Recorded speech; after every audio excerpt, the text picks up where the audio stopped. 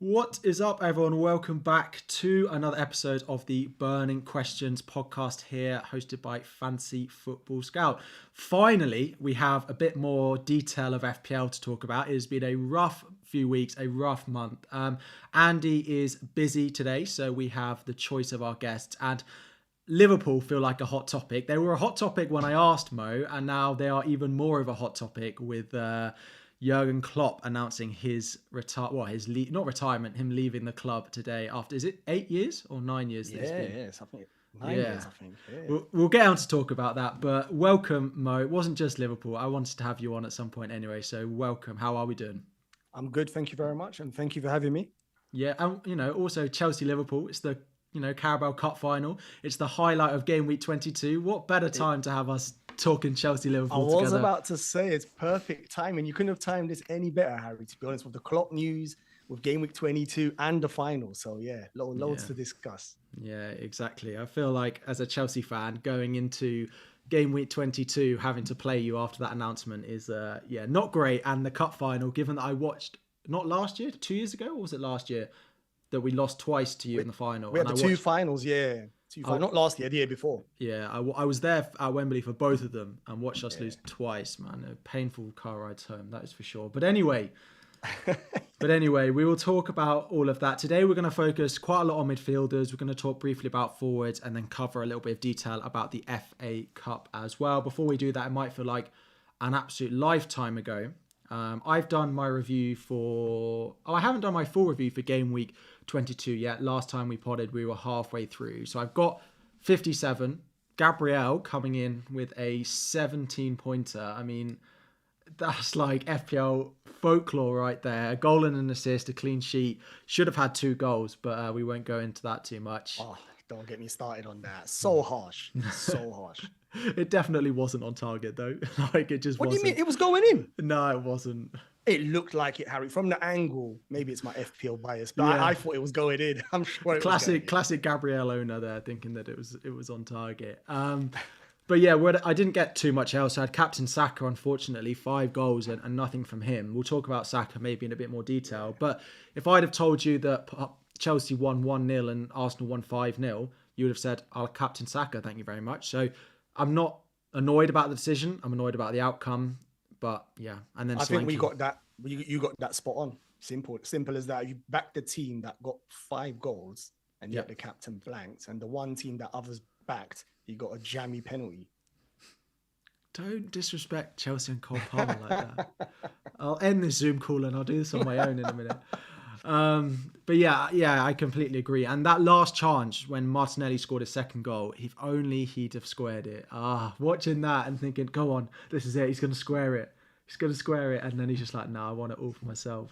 And to be honest, the assist taken away because of the obviously own goal, that was painful as well. So it wasn't just me being a Gabriel owner. It's the assist for the captain, which is just as painful. That was a 10-point swing if you owned Gabriel and you captain Saka, you lost 10 points in that decision. So unfortunate. But we move on anyway. You got a green arrow this week, 68. Pretty good week for you because of the Stupinan transfer in.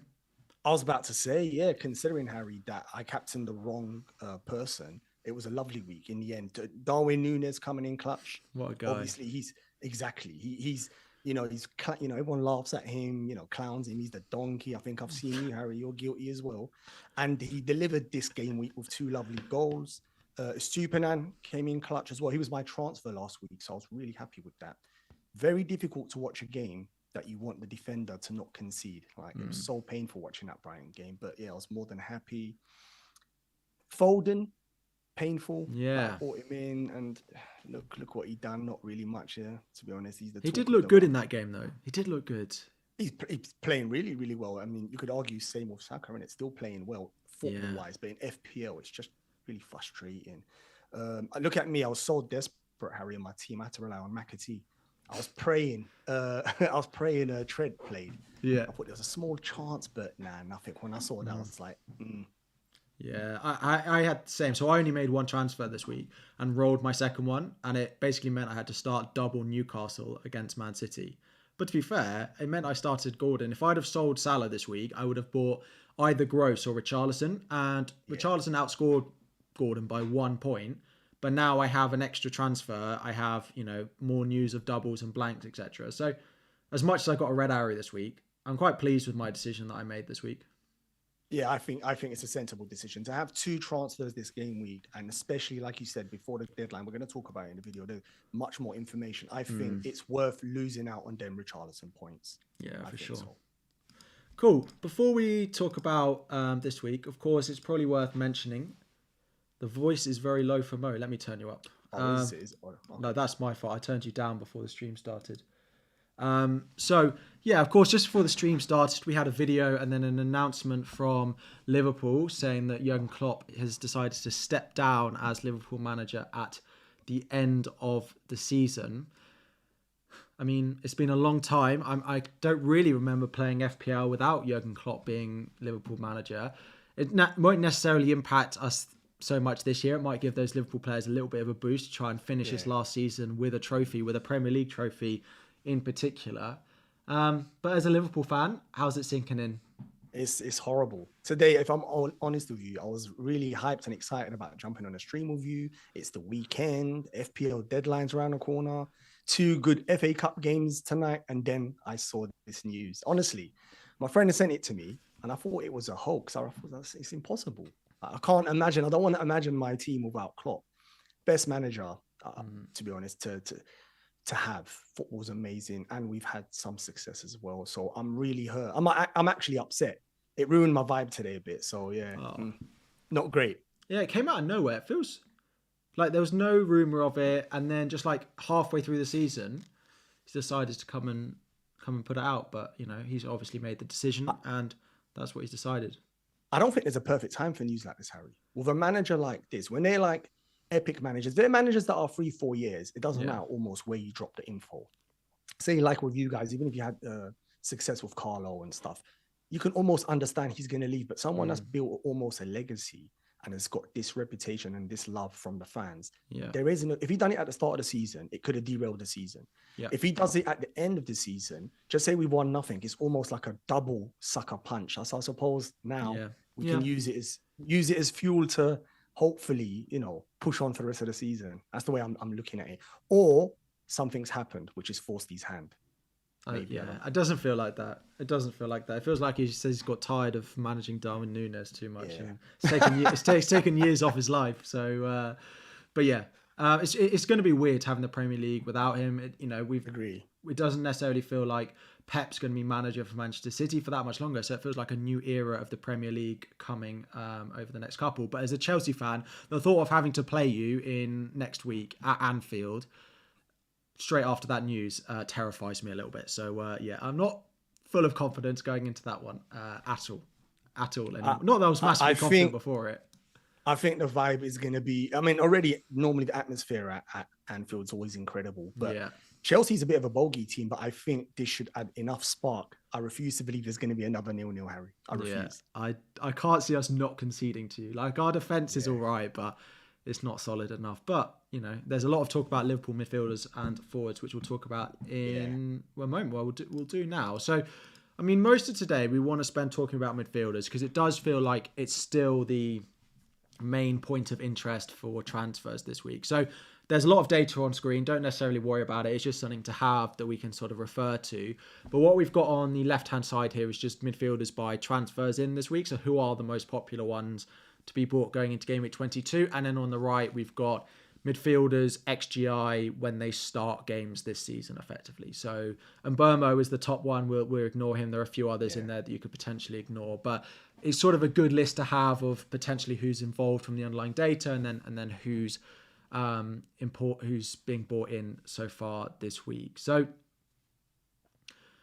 I suppose the first thing is, I have a space in my midfield because I have Salah. You have an interesting space in your midfield because you have Son this week. But by the game week 22 deadline, we will know because South Korea have a difficult draw against Saudi Arabia in the next round of the Asia Cup. So we will know before the deadline whether he's going to come back, or if they win that game, he's expected to go a long way in the tournament. So straight away for you can't really make a decision yet. But for me, I wanted to hold Salah, but I feel like it's got to be a sell for me now.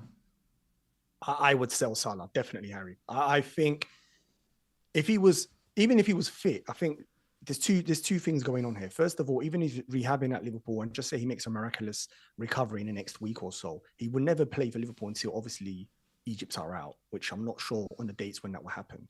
But I do think as he's an explosive player with a hamstring injury and Salah's not really a player to go down, I think it's a serious enough for him to be 3-4 weeks, which means we don't want that on the bench, especially when you've got, like we're going to discuss, all the other options.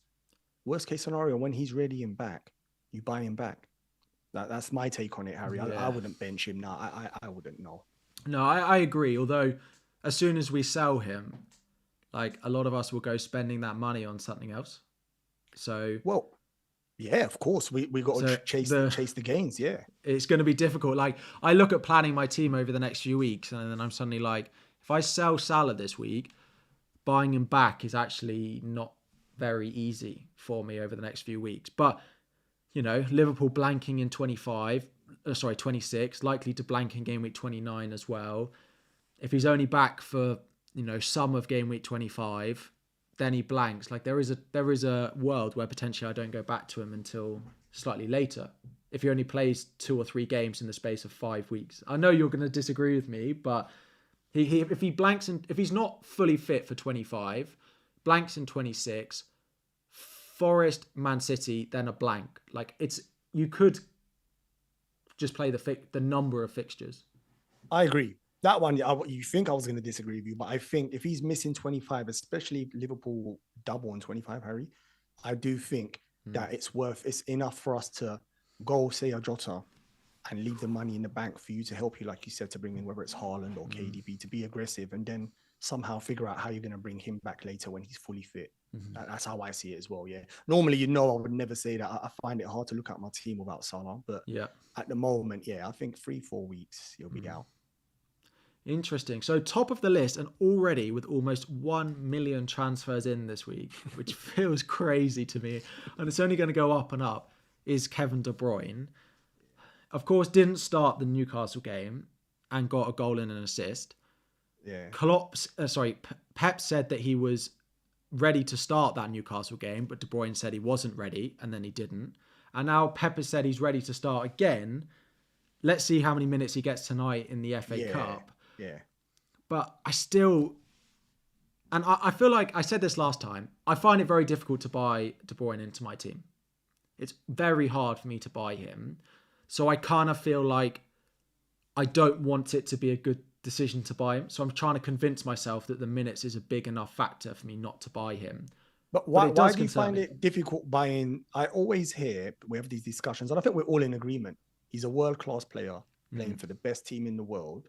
So why is it? Tell me why you don't like him as much as an FPL player? What is it? It's more that if Salah comes back, De Bruyne will have to go to free up the money to get him. Yeah. But then, so let's say Salah's back by the 25 fixture. Yeah. Then I'm buying De Bruyne and then selling him in 2 weeks' time. Like that's the annoying thing for it. That it is. But if De Bruyne gives you, say, 25 points in them weeks, Harry. Oh, that's optimistic. I feel it's optimistic. But yeah, it's good to know that you're more positive on it than I am. I wasn't positive at first with the KDB move. Similar reasons to you. The minutes, Pep almost mucking around with us what he's saying. KDB said it himself. He was like, I'm not sure if I can handle.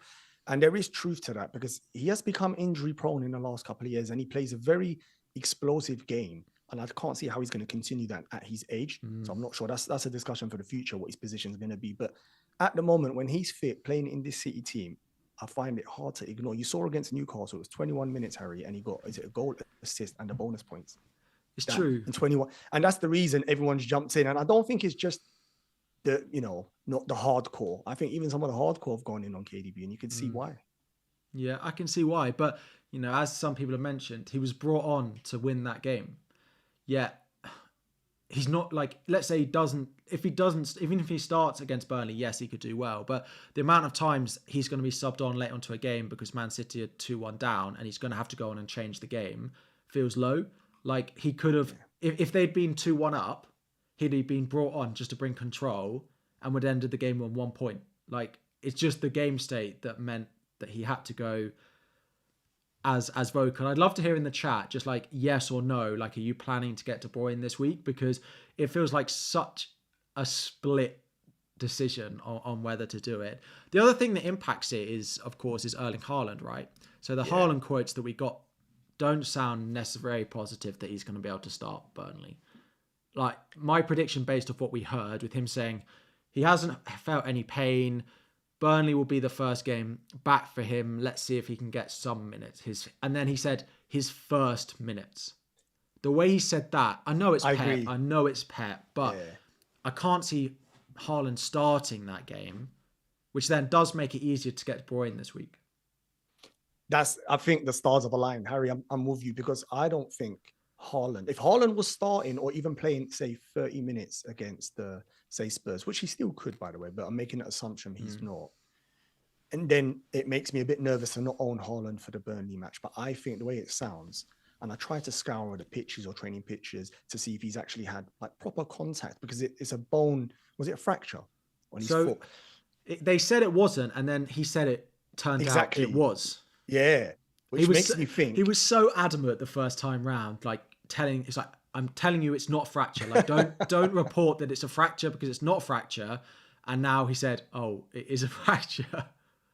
I think now he's a bit more at ease because he knows he's close to coming back and City's season hasn't gone to, hasn't gone down. But before he didn't want maybe the bad vibes because losing the player like him for that long could scare the fans, scare the squad and whatnot. But I do think I've not seen him do like full contact. It's all good. He's been training with the team and he's been shooting and running. But if it's not full contact on bone, it could be just one tackle. So I would see minutes first before I go in. So I'm going to skip him for 22. I've already made up my mind with that, Harry, which opens up KDB.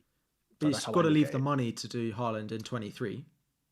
Yeah, that's what you'd have. Well, if he plays, yeah. Let's say if he's on the bench versus Burnley, yeah, like we're almost guaranteed that we buy him for 23, right? So even if we don't buy him this week, De Bruyne might cause people issues for 23. Like it's not going to be like, oh, we won't buy Haaland until 25. Agreed. Like the chances are now, unless he's not in the squad at all versus Burnley, which I don't see happening, that he's going to start that Brentford game because the Brentford is also the Monday night of Gameweek 23. Yeah. And he makes life easy for us, and he's almost a perma captain, and he's similar to Salah. What I said earlier on, hard to look at your team without him. Having said that, we have seen people, Harry, that don't even own him and are flying. So we know that not everyone is essential. Yeah. But I am making plans to own. I mean, I'm saying it early, but I was actually considering for the City double, Harry. I was thinking KDB, Haaland, and Foden, like all three. If I could make it work, it would mean I'd have to do a minus next week to get that ready and in place. But that's one of the considerations I'm thinking about. I think the other thing to add is on De Bruyne is yes, he might start Burnley, but that doesn't mean he's going to play every game. That's my other concern is I'm not buying De Bruyne for 1 week. I'm buying him probably until at least game week 26. And they play Champions League. People forget that. Yes, it's Copenhagen, but even like the first leg, like he'll want to put his full strength team out in the first leg, get an advantage, and then they can maybe rest him. But that means he plays midweek, then he plays Monday night, then I think it's the following weekend, and then it's Champions League. So like maybe he plays Burnley, but does he play Brentford? Does he play the one after that? But maybe if he starts 2 out of 3, maybe we're I was about to say, you're more than happy with that. I mean, with City, realistically, I know this season, strangely, there's been a couple of players who have played every week at City, which is quite rare. But it is Pep and it is City. And like you said, they're going to have big games come the second half of the season. So he will get managed, and especially from the long-term injury, he will get managed. But if he plays, Harry, like you said, 2 in the 3 games, he's possible. Imagine KD. Well, I was about to say him could be in a differential, but you just said 1 million people bought him in. But a player like that is not to be sniffed at. I like this. I like the look of him in my team. I've already tested it, Harry. I've got to say. Yeah. I know you're building a case. It sounds like you're not going to go there. And I know you're a very sensible, very cautious FPL manager. So I'm not sure if that move is going to be you. I'm curious come end of the deadline if you'll be in your team. I then just look at like 25 plus 26, right? So 3 more games there, the double, and then 26, 3 games in a week. I don't know. I'm just not sure. I'm certain he's going to start these 3 games, and maybe 2's fine, but yeah, I'm not sold on it yet. But I'm definitely not, I'm less against it than I was a week ago. So is that because I saw you tweet this, by the way? I wasn't sure if it was you being sincere. Is that because if you didn't consider KDB, you'd consider Bernardo? Or No, is that well, gone no, from your Bernardo thinking? would be. I think enough people put me off Bernardo's minutes and his positioning now that De Bruyne's back, and when Haaland comes back, what it could mean for him. I fancied him as a bit of a differential, but it wouldn't be one or the other. Like Bernardo fits a completely different hole because he's 6.5. It leaves a lot of money to potentially go back to Salah or something like that. It's a very different transfer. I don't think Yeah. Bernardo matches De Bruyne. But No, no chance. No. the other thing to mention is when De Bruyne was fully fit, we weren't buying him in masses like this. Like when he was going into game week 1, True. there were no game week 1 drafts with De Bruyne in. At the end of last season, when there was De Bruyne, none of our teams had De Bruyne in then. Like is it the 12-pointer that suddenly made us think he's a goal-scoring machine again? Because I think it's the 12-pointer, Harry, and the Salah injury and the Haaland injury, which means we've got money. So Yeah. it's a combination of them 2 things. Yeah, it is. Yeah. Okay. And no Son as well. Because obviously we can't, there's been 4 premiums this season. If we say Son, Salah, Haaland, and KDB, if 2 of them or 3 of them have gone, we've got money and we want another premium. So that's the reason I think. I agree with you. If they're all fit and firing, maybe we wouldn't consider him. That's true.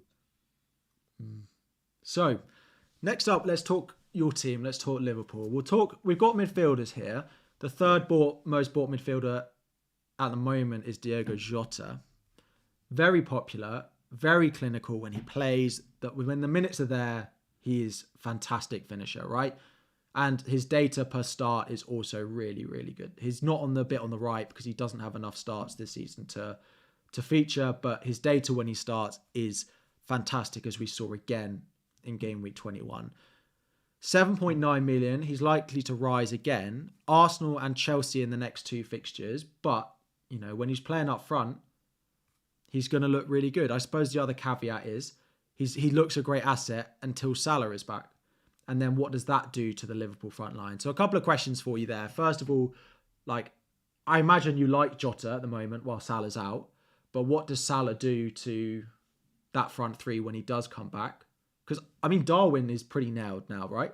I would say. I think I was about to say to you, so if we talk about Liverpool with Salah, without Salah, when Salah's there, obviously one position's immediately eliminated, which we all know, and rightly so. I don't think even Jota, who rates himself, would complain about Salah starting. So that's one position gone, which leaves arguably 4 players for 2 positions. And so I feel like Darwin is... I feel like it's 3 players for 1 position. Because I feel like Darwin is... Klopp loves him. There's a reason for that, though, Harry. I know a lot of people, and this is what I try to explain. Obviously, a lot of us, especially within the community, or if we've got our FPL hats on, Darwin's been an absolute nightmare. I've owned him since game week 8, and he's really, really frustrating. But if you look at it from a football perspective, when he plays, he causes not just, his captain chaos, but he improves the team. He creates so much chances. The way I explain it, Harry, yourself, you play centre-back. Who would you rather mark? Jota, yes, he might be clinical, but who would you rather? You wouldn't want to play against Darwin. You just wouldn't. Like, he's horrendous. Like, anyone that plays football can see. You do not want to go near him. He's a nightmare. He's just a live wire for 90 minutes. So he helps the team. So even if he doesn't score and he misses them sitters, everyone beside him benefits. Yeah. You saw against Bournemouth until I think Klopp switched it. The second half, Nunes went through the middle. Then Jota actually went to the right. Then it changed. Nunes you wouldn't want to play. I look at the Liverpool attack. He's the one player I wouldn't want to play against. Jota, I'd love to mark him. It's not a problem. But Nunes, you don't want to play against him. Yeah. No chance. So I agree with you. He takes up a spot as well. I think he's the main Liverpool number 9. At times you'll see him on the left, of course, if Klopp's trying something. But I think he's the Liverpool number 9. I think he's better on the left. I really do. I think he needs to play that position. I don't, Harry. I disagree because I think it's through the middle where he causes havoc, and he's got that knack where chances land to him. It's his movement and pace and power is too much. Jota, I reckon, coming in from the wide position, he hasn't got, I would say, the legs to be up and down. So if Klopp expects him to do like a Diaz job, you'll most surely see Jota injured soon. I don't think he's got that body, but Jota's sneaking in that inside forward, similar to like Salah. That's why I prefer Jota, not leading the line through the middle, where I think Nunes, no, I think through the middle. That's my honest opinion. Okay. And to answer your question, you was asking about Jota. People bringing him in this week, I think it's a lovely move. Doesn't matter if it's Chelsea and Arsenal. They're both very good teams, yes, I know, but Liverpool's so attacking, and I think buoyed by this news, it adds an extra couple of % as well to the atmosphere. So obviously we're going to be going full power to try to win the league, to let Klopp go while being champion. So I think these games is an extra incentive now, and Jota's going to be playing them. The minutes are there for him. When Salah's back, of course, that changes a bit. So do you think he's a risk when Salah comes back? Yeah, because rotation. Yeah, Salah straight. Maybe in the first couple of weeks of Salah back, even Salah's going to have to be managed, like naturally, like what you spoke about with KDB earlier on. When it's a hamstring or muscle injury, especially for explosive players, he's going to try sprint away from people. So they're gonna manage him. But I think Jota, the minutes will be affected. Yeah, simple answer to that. Yeah. So you'll get the gist as we go through all the midfielders on this list that I don't like. None of them tick all the boxes for me. And this is why I'm in a difficult position of deciding who to buy. Yeah. Because, for example, again, if Salah's back by 25, which currently it sounds like he will be in and around being back for 25. Yeah. So let's say they get the double, and then we're going into a double with Salah available, and you've got Jota. You've then got a cup final at the weekend. Does Jota play both and then goes into a blank? That's my issue, that I buy him now. Yes, the next two he could do well in. Yes, it's then Burnley, but you are buying him with that double in mind. If we suddenly get to the double, he starts one of the two. Maybe he can come off the bench, and yes, he's done it before, and then blanks. Maybe I'm thinking too long term with my transfers. But you're right to try and plan it and look at it like that. I've tried to map it out as well, and it's very difficult because there's injuries without return dates. And then even if Salah does return, it almost makes it easier if we knew Salah is not going to be back for 25, because then Jota's a full commitment. Yeah, well, exactly. If I knew that, I know it makes it. Yeah, I think everyone buys him. I agree with you. And maybe we go in and not hope, because I want Salah back, but gamble that Jota's going to play enough minutes, even if Salah's back, because I don't see Salah being a 90 minutes player for game week 25. I can't see it.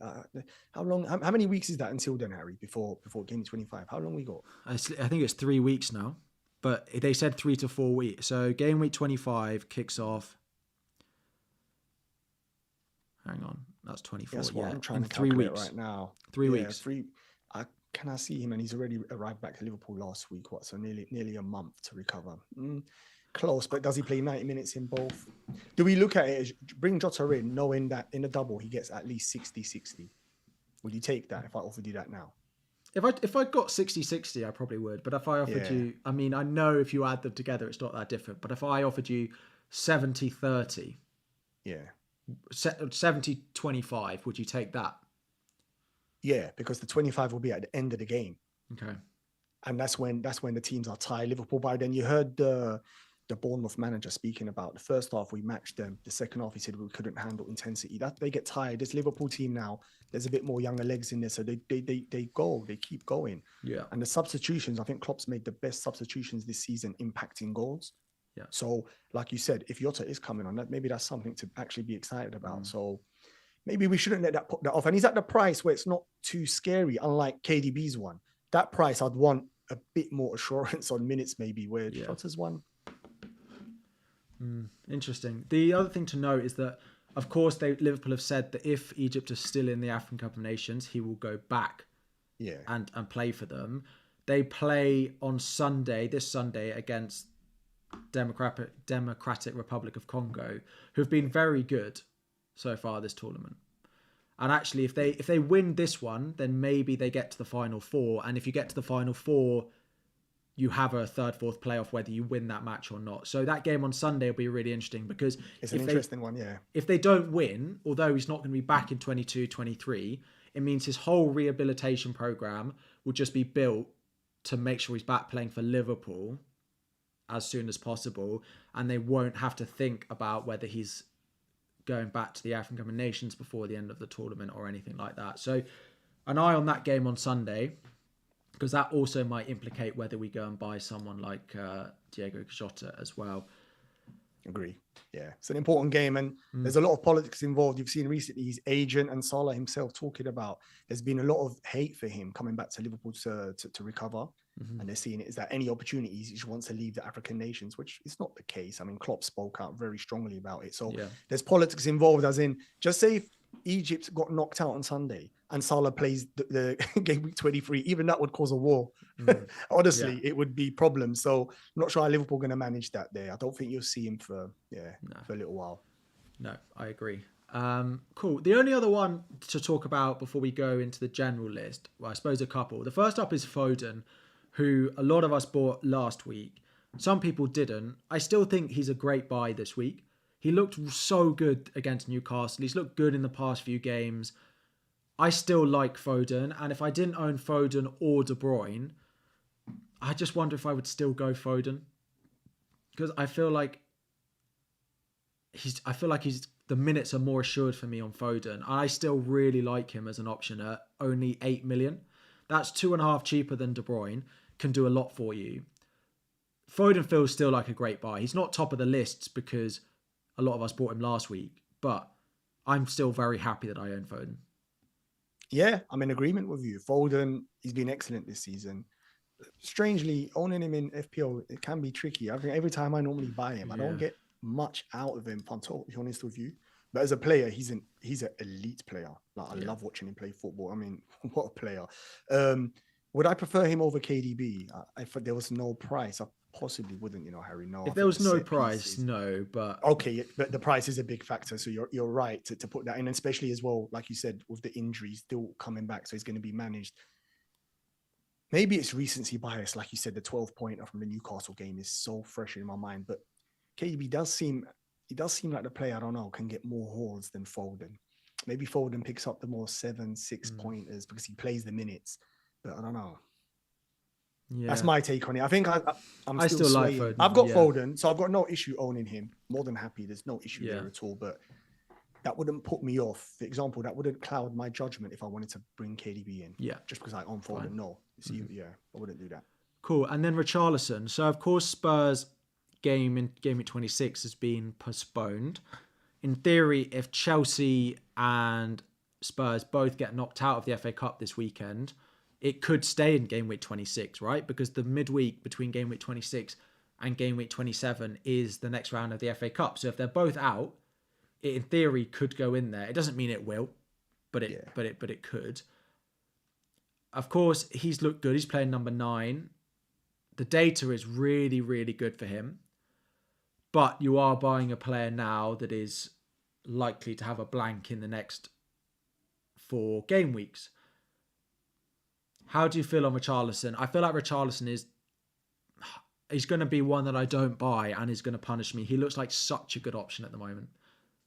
So I'm with you again, Harry. Man, we're agreeing way too much today. But the reason I say that, he arguably maybe the best captaincy this week as Haaland's not around. Yeah. Because of minutes. And like you said, he's playing really, really well. He deserves his praise on merit because we give him a lot of stick at the start of the season where it turns out he's playing not fully fit. But I think he's playing really well at the moment. And the only thing stopping me, Harry, bringing him in is that game week 26 and I'm going to be overloaded with players.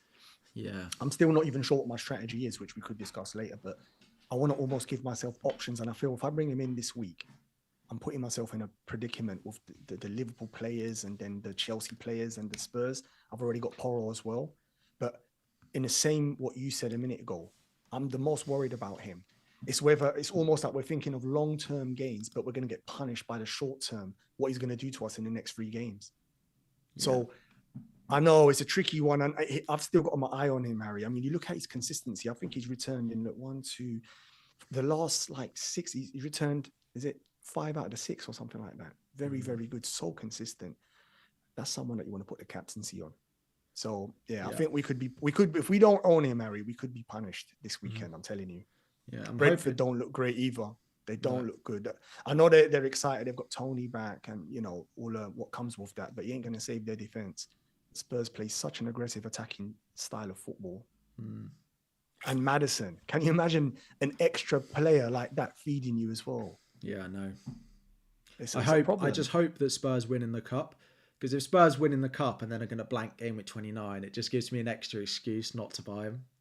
Yeah, I know. But if he's It going to does. play in 29, and it's only one game he misses between now and then he has Luton at home in game week 30 as well. Like, the fixtures are so good for them that I might end up just going there if Fulham and Spurs lose this week and that fixture in game week 29 gets confirmed. Which is again why I'm quite happy that I held my transfer, because things can change a lot over this FA Cup weekend. Big time. There will be upsets that we don't see coming.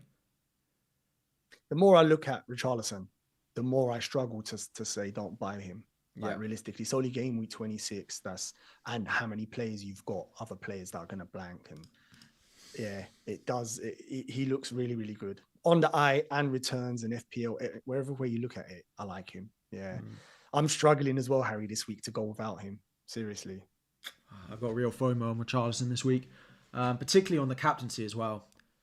I would rate him as maybe the first. It's touch and got between. Depends what we get on City. Yeah. If I knew Alvarez, if I knew Haaland, because if De Bruyne starts the game and Haaland doesn't, for me, De Bruyne off, Haaland on is quite a predicted transfer. Like, I still don't think De Bruyne is going to play 90. So I can see a De Bruyne being taken off, Haaland being put on, and Alvarez coming a bit deeper. But just need something that's going to tell me either Foden's going to play centrally or Alvarez is going to... What has happened here? This happened every single time I do a stream. Oh, your camera. My camera again. This has happened for like 3 weeks in a row now. I have to just turn it off for a little bit and turn it back on again. You'll have to. It's a firework this time. I've never had the fireworks. That's a side, we're talking about Richarlison. No, you're talking about KDB. Yeah, that is always a side, honestly. honestly. Anyway, do you know that's going to be a meme, Harry? Yeah, trust me. When someone gets when you get a haul every week. Dear. Anyway, I suppose those are the top ones while I try and fix this. Who else are you thinking of? Because I've got a few differentials that are on my radar this week. That Bowen maybe comes into mind, Harry, because of especially if Kudos, and it'll be another week fitter, of course, coming back from that injury. Although I never really like West Ham that much as an attacking team, but his numbers, his returns this season, incredible.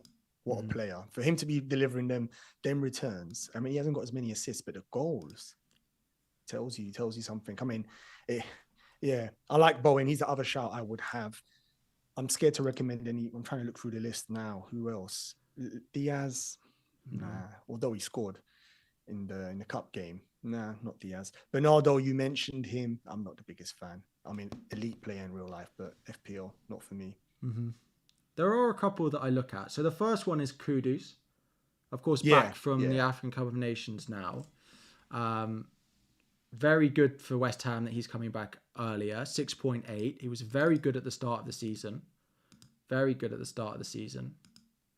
So Kudus? Yeah, he's an excellent player. Yeah, he's one that I'm definitely looking at. He's a quality player. West Ham done so well to get him. And they won't want to hear this, but I'm not sure how long he'll be there. He looks like he can play up levels. He looks a really, really good player. And I agree with you, Harry. He's a nice little player to be looking at. Good price as well. Mm-hmm. Yeah, and particularly, again, if Aston Villa... This is why cup results impact these sorts of things. Yeah. If we get a win for Aston Villa or a loss for Aston Villa in the cup, he's guaranteed to play in game week 29 as well. So there is a lot of moving parts in this. There is a lot of moving parts going on. The other one that I look at is actually, and it does depend on cup results again, is Eze. Yeah. Rate him as a player, but the returns haven't been there. But they've got Sheffield United at home this week. They've got, I think, Burnley at home in game week 26, and then Newcastle at home in game week 29. So the potential, amount of points that he could get over those certain amount of games is good. The potential's good. The player's good, but the team, without LAC, I don't really like their strikers, whether it's Mateta or I'm not the biggest fan of them as an attacking unit. I agree, it's a nice price, the fixtures, and maybe that's enough to go on, Harry. Maybe, like you said, that should be enough, and don't think about what I've seen in the last couple of games. But he's not been on my radar, if I'm totally honest with you. That would be, I've not considered him. Edouard's been injured as well, and Mateta, Edouard is now back. He was in the squad last weekend. I don't know. It would be one of those that's an enabler to allow me to do something else. So like, it's not horrible, but I'll be honest with you. I think I prefer the riskier options, like we spoke about, whether Richarlison or Jota. I still, even with the cloud with them, I think I'd still go in for them instead than someone like him. Yeah, I know he's cheaper and he allows you to get something else, but I don't know. The fixtures are just like, I'd only play him a few times, and it would be like Sheffield United at home, Burnley at home, Luton at home, and Newcastle at home. Like, it would just be a gap filler because I have a front eight. Like, I don't have to play him every week. You can, yes. You're in that's a good point. Actually, we should discuss. If you've seen my team at the start. Yeah. I don't really have that rotation. I'm fully committed to my starting 11. My next backup player is McAtee from Sheffield United. So, so exactly. So you've got a different perspective, which makes sense. You could rotate between, say, Gordon or Eze. Then that you're building a different case. For me, I need like 11 big hitters, and they need to start. That's it, really. Yeah, that's the thing, because I have that front eight. What is all stuff going on with my camera? I hope you're all enjoying this show as much What's happening? Your camera? It's all right now, isn't it? It's moving now. I don't know. Oh, we'll leave it as that. I can't fix it during the stream. So let me get our teams for next week up, because that's probably the easiest segue. So as I say, I've got a front eight now, right? So at the moment, I've got Trent, Salah, in this screenshot bench. Trent will probably start over Trippier if we think he's going to be available. Yeah. And then Salah will go, and it'll probably mean benching Gordon this week. That's why it works, because Gordon from next week has such good fixtures, so I don't necessarily need the other option. I don't know if there's anyone in the chat that's got a difference. There's a few shouts for Bowen, Pedro Neto.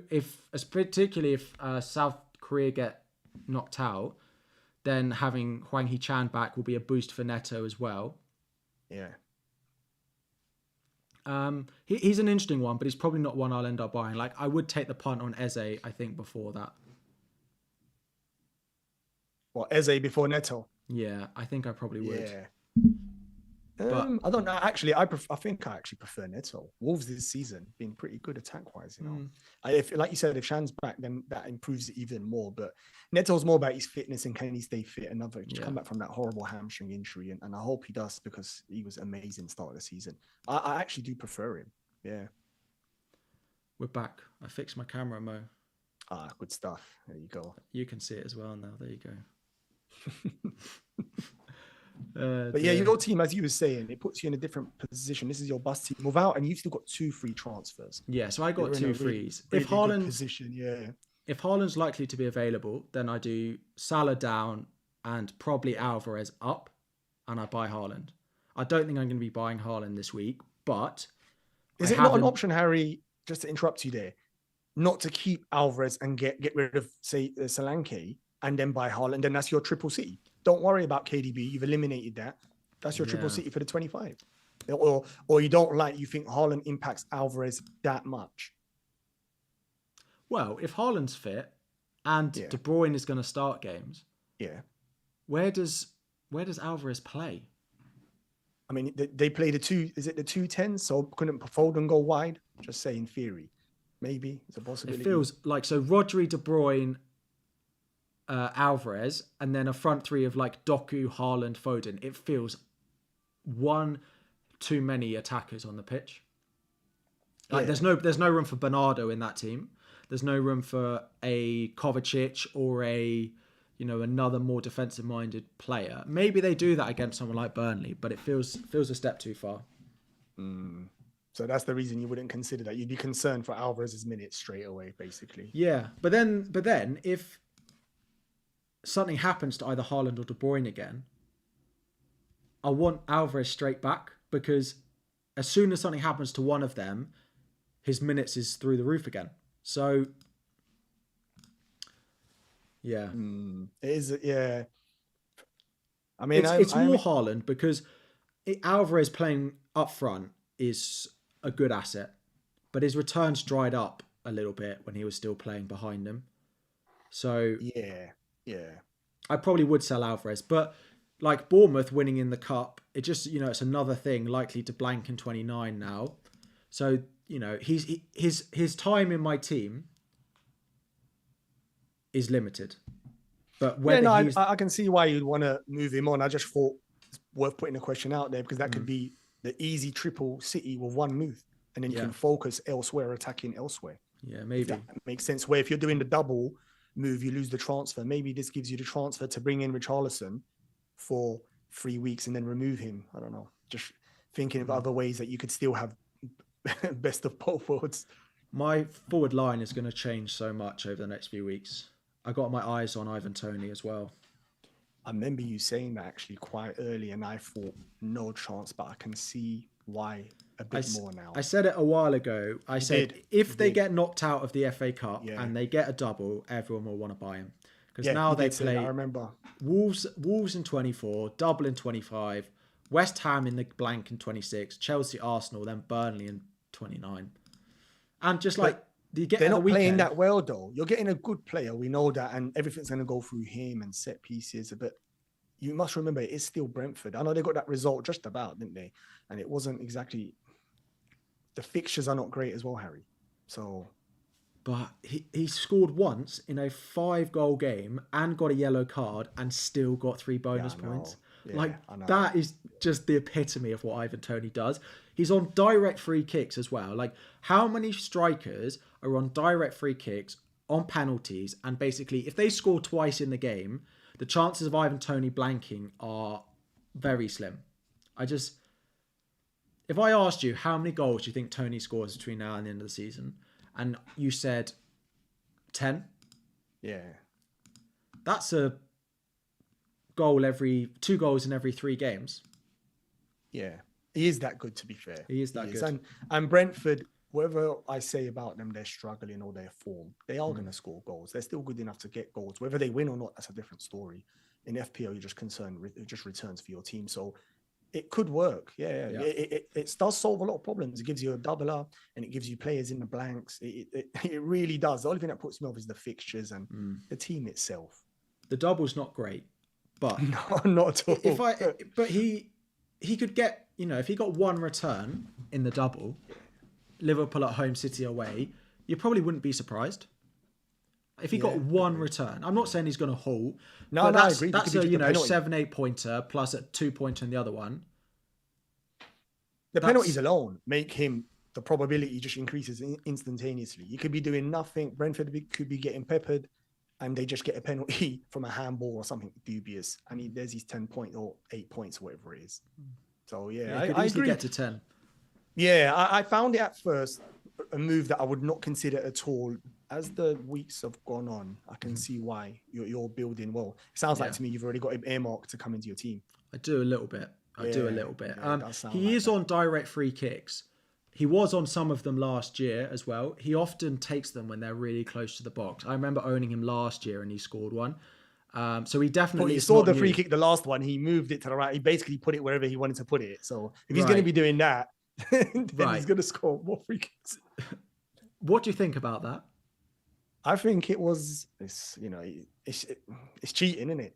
But do you have a problem? That's what football players do. Well, that's what football players do. They push the boundaries. How many times have I seen players that I love and respect do something which is pushing the boundaries? Sometimes it's crazy. Not proud of them. This one is not horrendous, like a leg breaker, or there's much worse things like the betting he done or the bungs. That's more severe. But this is a football. What do you want to call it? The dark arts, the tactics. Or it's not that bad. It's just because he's come back from a ban. There was so many camera lights on him, and then he's done it. And I feel like it's blown way out. I don't feel like people are not talking about it, anymore. But I didn't really understand it. Like, people do it all the time, and just because if he'd have done it and he hadn't have scored it, no one would care. People take 10 yards on a throw-in every single game. People move the foam on a free kick every game. Yeah. Every game. Yeah, 100%. That's why I wasn't too fussed. It just made me laugh. That's as simple as that. Yeah, I wasn't too fussed. That is almost, sadly to say, part of football now. That's like that. But yeah, it's the severe stuff. There's a line I've got. If you've done something a bit more, which I don't agree with, but that one there, players are going to do that. Anyway, I do plan on buying him. I can tell already. I can tell you've got him lined up, Harry. I can tell that you've already planned that move for who? Solanke? Probably. Just because. And does that mean you're getting rid of Watkins as well? Because he said that the front three is going to change. Watkins might not. Watkins might not. Again, it depends because the fixtures are really nice. Yeah. And if he's predicted to play in 29, like let's say Chelsea win tonight and he has guaranteed to play in 29, the fixtures make it really hard to ever sell him. So how do you get Nunes in then? Because without losing him, because you got Haaland and you've got Tony already for you that already sound like they've been plucked in. So you don't? Yeah, I don't. I see Nunes outscoring Tony. What? From what period though? From here to the end of the season. Well, yeah, but if I'm buying Tony in 24, 24, then they both double. Okay, Darwin's is better. Then he plays in 26. He also plays in 29. Darwin also has a fixture against Man City in there, which is it's a decent fixture, believe it or not. Darwin, that fixture is for Darwin especially. Yeah, Liverpool versus City. I'm not saying that we can't lose. We've lost to them many times, but see goals in there, and he will cause trouble in that game. Yeah, so it's not the worst fixture for him. No. Possibly he mostly struggles more with the low blocks. That's when someone like Jota and maybe even Gakpo may be better. But when it's a team that actually plays toe to toe or goes for it, that's when he's a better player to have. Is he suddenly an elite finisher? Like, nah, he's not. He'll go back to missing chances again. He will. I think that's going to be Darwin. I think he's not. You're not going to get like Son in front of goal. You're not going to get that with him. But he's going to be a player, Harry, that takes 1 in 5 or something, 1 in 2. But if he creates his ratio, then you'll take that. And not just that. Remember what I said at the start. What he causes the other. He improves the other team and other assets to score, which I know we don't care about in FPL, but for the team we do. Yeah. No, his minutes are there, and if you already owned him, great. But I've got enough other transfers I think I'm going to do that I just won't be buying Darwin, I don't think. I think that one you need to think about that, Harry. I think you've sound like you've already eliminated that. But I think you need to consider that. You really do. If the double in 25.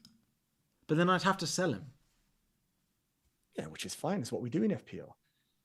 Every transfer you want to do, Harry, it has to be a very long term. Well, can't some transfers be short term? Yeah, but I just don't know when I'd buy him. Like, I'm not going to buy him this week. And I'm not going to buy him going into 23 either. Because if I need Haaland back in 23, it means I could buy him for 24 and then a potential double in 25, followed by a blank game week. Yeah. I just don't think it will fall for me. Fair. Okay. Yeah. How it sits for you in your how you've mapped it out. Okay. For me, it's different. I already own him. I'm one of the few nutters that have owned him since game week 8.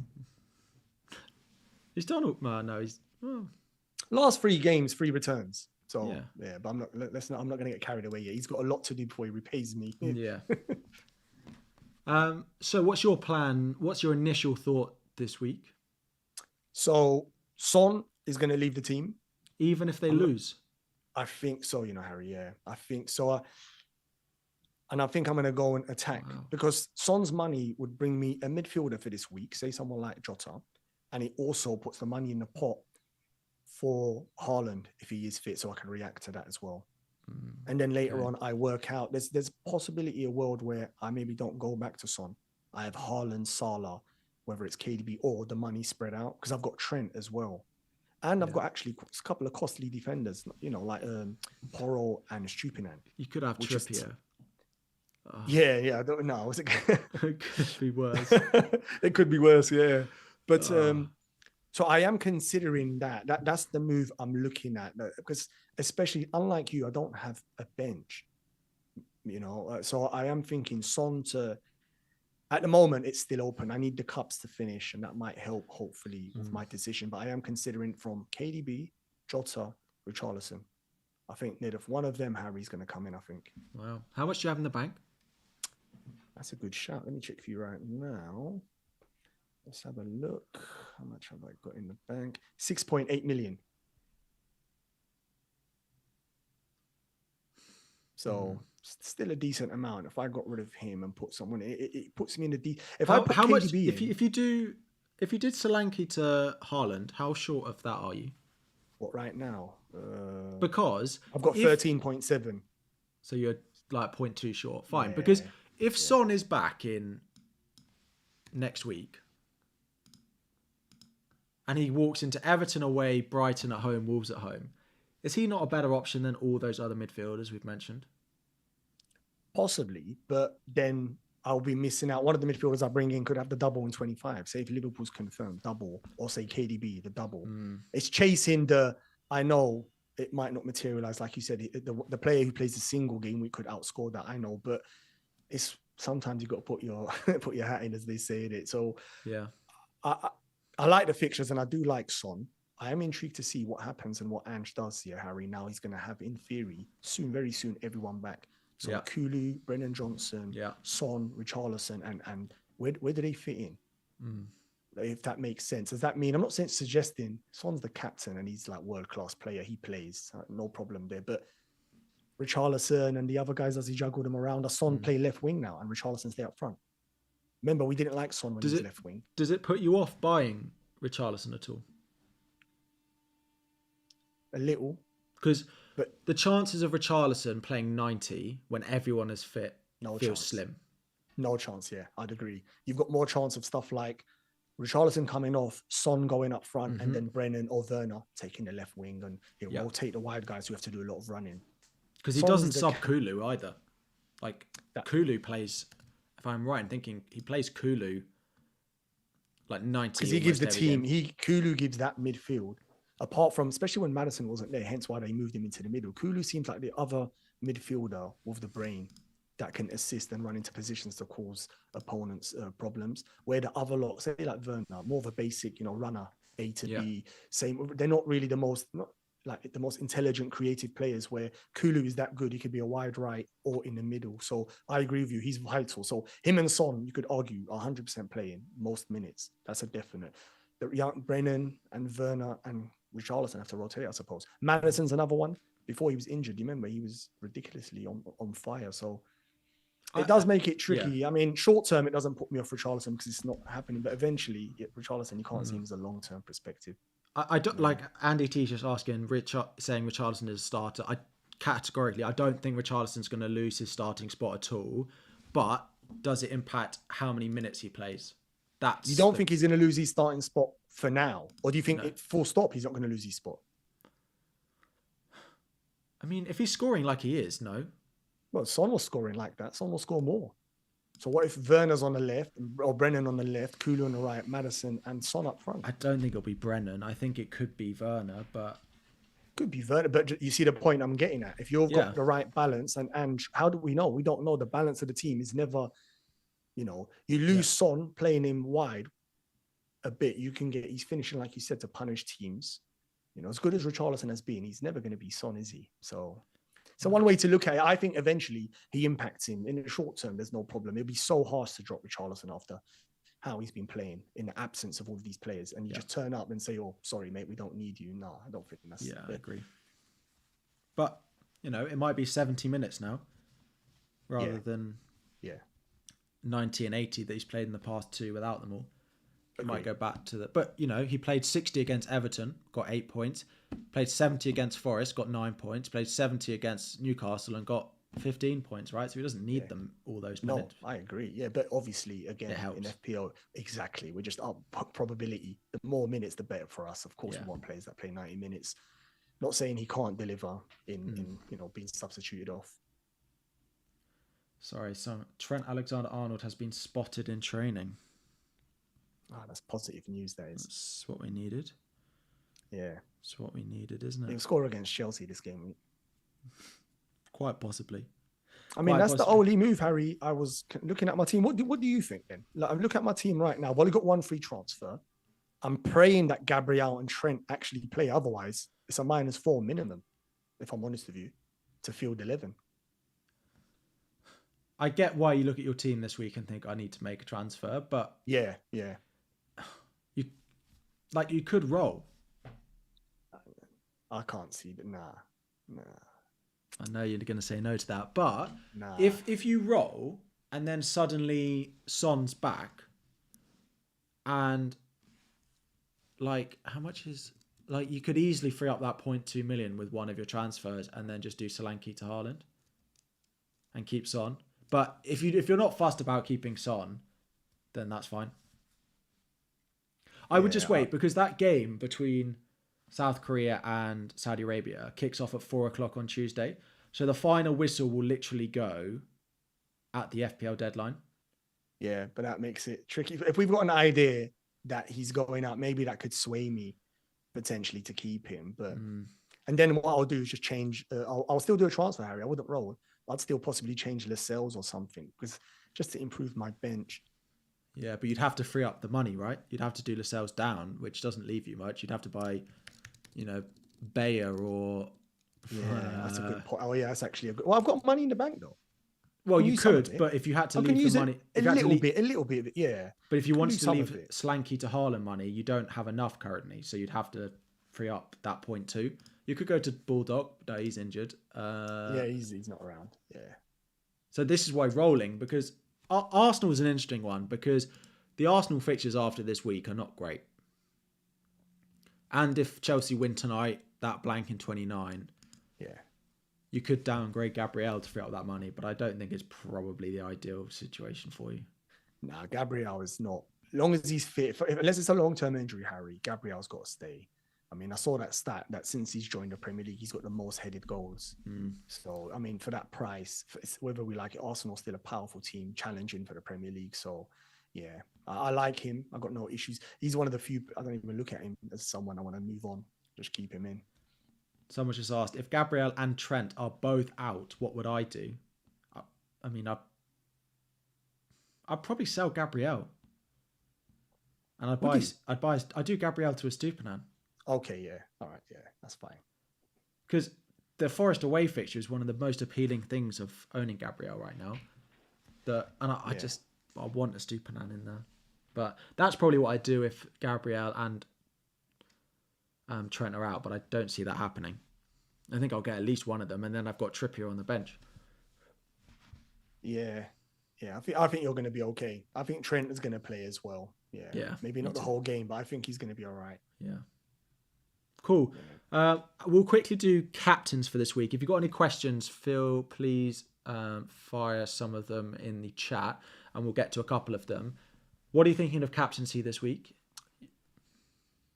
Foden, from the players I've already got without any transfers, Foden or Saka or Nunes, I think, believe it or not, is the three players. Without no transfers, Harry, but more than likely the transfer I'll make could be a captain material. So it could be Richarlison or KDB could still come in. And if I did, I'd possibly risk it with captain, Captain KDB.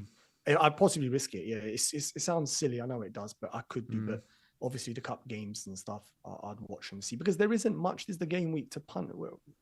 Where else is there for me to go? Solanke versus West Ham, no. Watkins versus Newcastle, no. I don't have much option. Palmer, I'm definitely not that jammy penalty merchant going to captain him, Harry. Signing of the season, that guy. Nah, yeah, he's been amazing. Yeah, I'm just being cheeky. He's been really, really good. I don't know where I'm going to go. I just hope that I get some City news which makes me comfortable on either Foden or Alvarez. Why are you not considering Saka? I know he's been painful that not returning, but Arsenal have just scored 5 goals. They're fully rested from their break in Dubai, one of the best teams in the Prem, and they've got Forest. Why are you not considering Saka? Tell me how. Because I did that last week and and I'm not doing it again because I did it last week.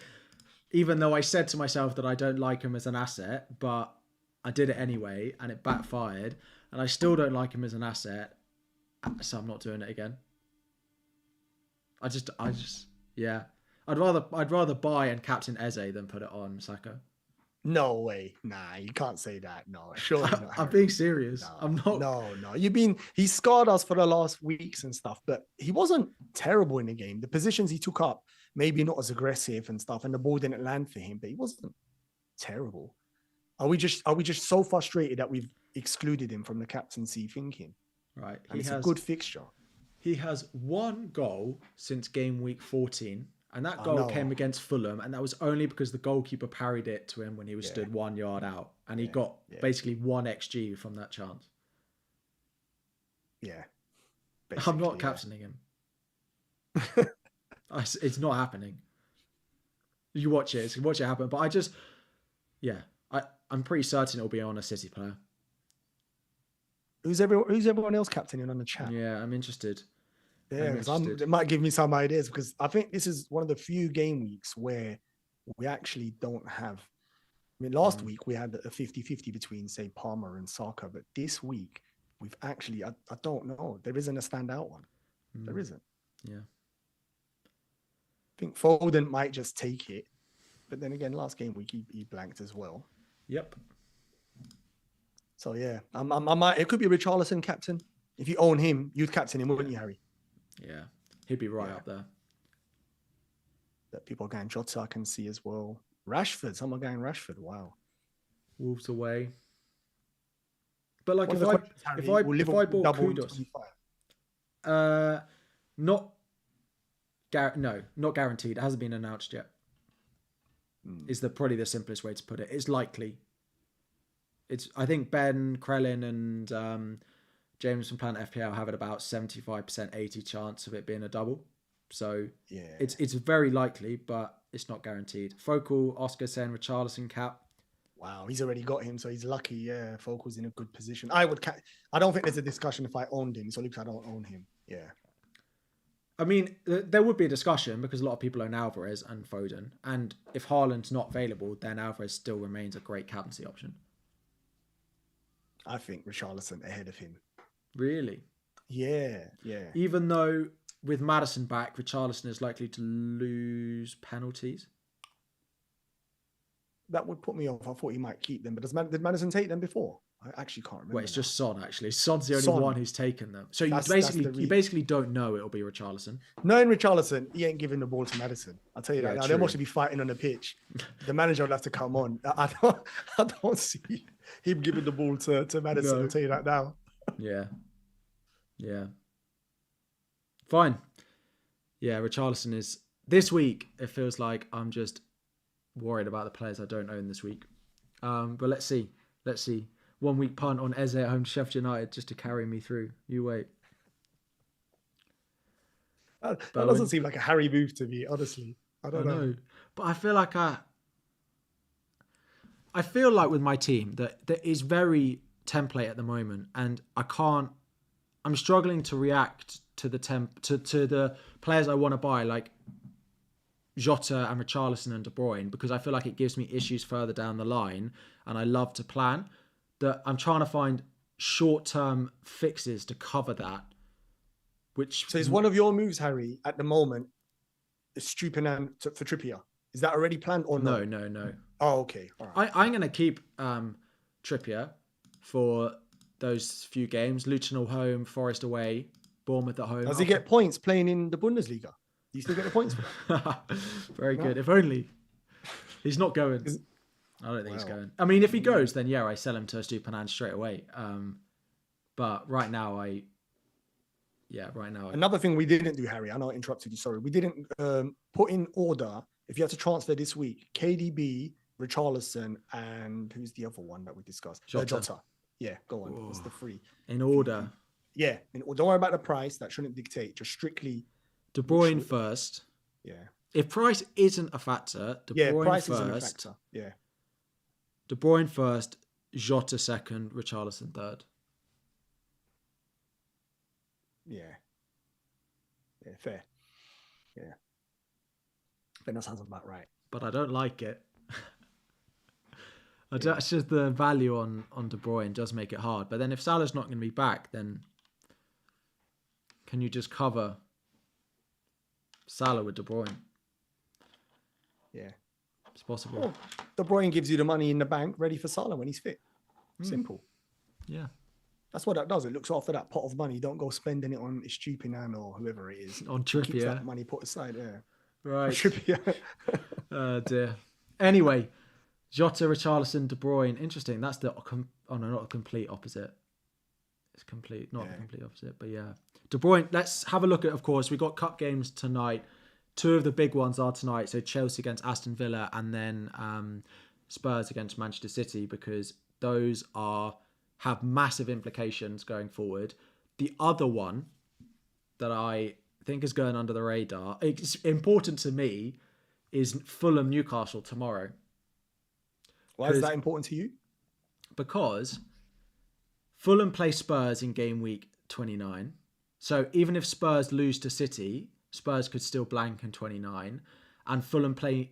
And if Newcastle lose, Newcastle would play in 29. So suddenly my triple Newcastle looks a little bit more appealing. Okay. And Eze becomes more appealing because he'd have a fixture in 29 as well. So I am all for a Fulham win tomorrow night in the Cup.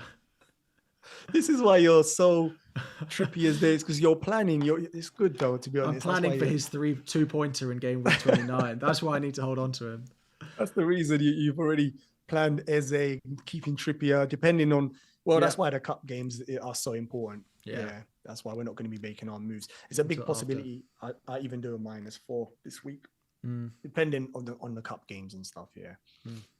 Cool. So yeah, wait until after the FA Cup because things start to become much clearer. The FA Cup draw is on Sunday, so we will have predictions for the percentage chance of people blanking and playing in game week 29 as well before the game week 22 deadline. We will have the next round of the African Cup of Nations, the next round of Asia Cup, both of which could see South Korea and it could see Egypt both knocked out, but it could also see them likely to progress quite far in the tournament as well, depending on how those games go. So we will wrap it up there. Mo, thank you very much for joining me. I wish Liverpool all the worst of luck in the next round of Premier League fixtures against Chelsea this week. Thank you. I'll be seeing you at Wembley, Harry. Don't worry, mate. I'll be seeing you, yeah? Don't try to avoid me when you see us with the trophy. Don't try. I'll be on my way home by then, don't you worry. Perfect. Thanks for coming on. Thank you. Really enjoyed that. And guys, if you haven't already, I haven't plugged the likes or the subscription to this channel at all during this. So please and subscribe. But also the link to Mo's YouTube channel is in the title of this video as well. So go and check him out as well now. Thank you very much. Thank you. No worries. That. Have a lovely weekend, everyone. FPL is back thick and fast from Tuesday, and we will see you all again very soon. Thanks, everyone. Bye-bye. Bye-bye.